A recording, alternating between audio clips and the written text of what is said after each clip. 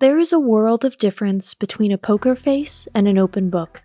No matter how hard we try, we will never be able to hide from others everything we'd rather keep under wraps. Even if we ourselves are secretive and discreet, our body language reveals a lot that we can't control. But even tiny habits and tics, things we may not even notice anymore, reveal details about us to those around us if they know how to read the signs correctly.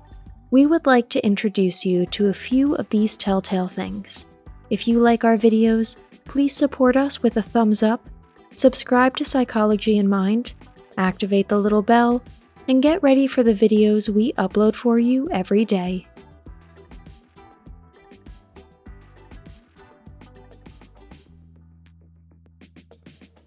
Number 1. Dealing with service staff. If you want to know who you are really sitting at the table with, observe how they treat the service staff. The same goes for how hardworking employees are treated in the supermarket, at the cash register, or in any business that is part of the service industry. We should generally cross people who treat others badly off our list.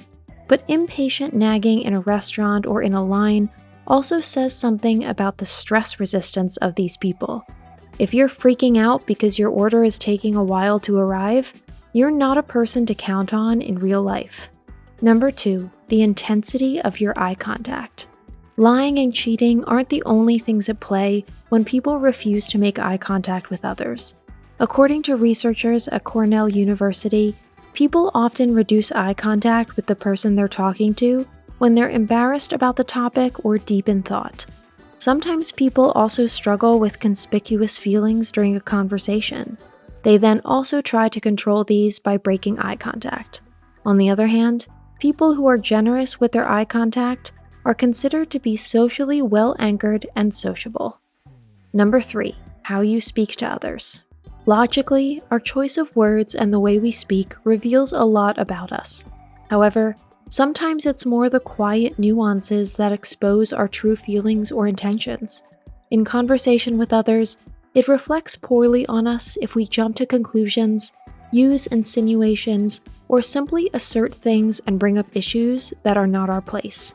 Subtle jabs, cynical or even sarcastic comments are verbal spearheads that make us seem immediately less likable and trustworthy. Number 4, the shoes you wear. Show me your shoes and I'll tell you who you are. That's how you could sum up these findings. Our footwear can actually provide information about our character, as one study was able to impressively prove. The test subjects provided photos of their favorite footwear and then filled out a questionnaire in which they were asked to assess and describe themselves. The research group, however, only had the footwear images at its disposal, which it used to assess the participants. The results were astounding. Age, income, and personal commitment behavior could be accurately predicted from the shoes. But it gets even better. Those who predominantly wear comfortable shoes are seen as pleasant. Those who prefer uncomfortable shoes are calm characters who have to fight emotional battles. People who tend to be aggressive prefer to wear ankle boots. Those whose footwear is spick and span or always brand new hide an anxious and insecure side and tend to be clingy and needy in relationships.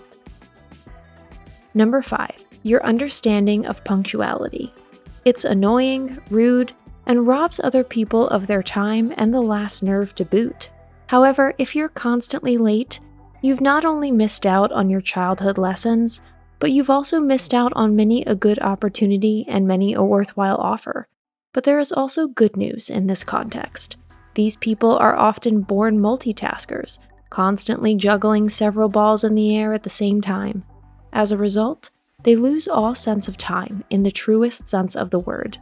By the way, being early is just as unpunctual as being late. The only difference is that if we are early, we are only stealing time from ourselves.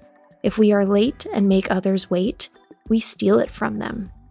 Number 6, the all mine attitude. Whether we are socially inclined or not can sometimes be seen in the most interesting things. For example, someone who comes back to work from their lunch break with cake and lots of tempting sweets, but isn't willing to share any of it or at least pretend to, is making no secret of how little they value their social environment.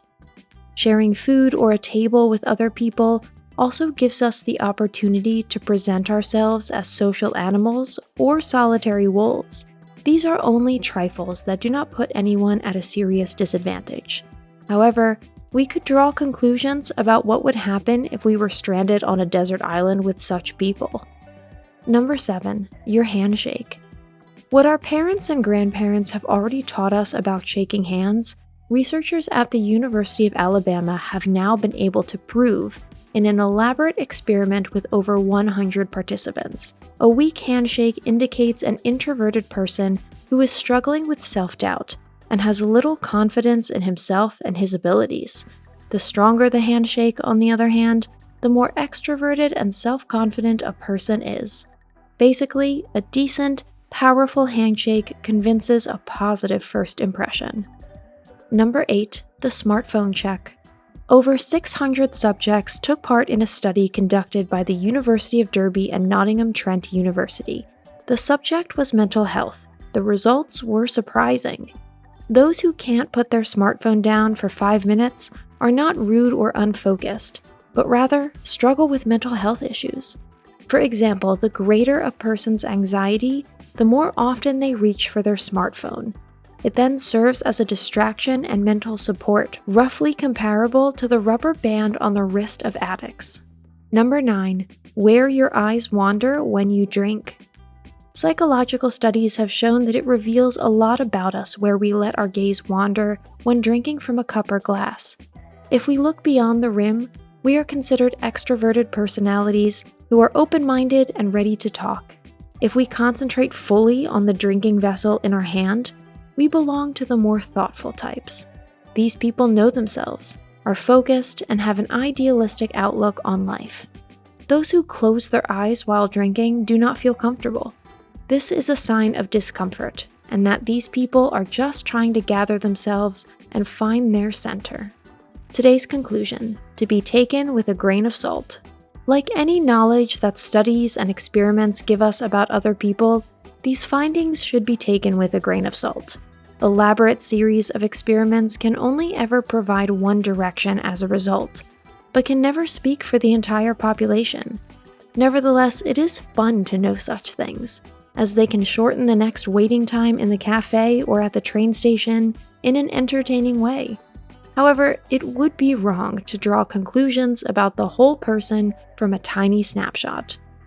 Or we could do as German writer Otto Flake did. If you want to get along with people, don't look too closely. That's it for today. Thanks for watching. Did you find this information helpful?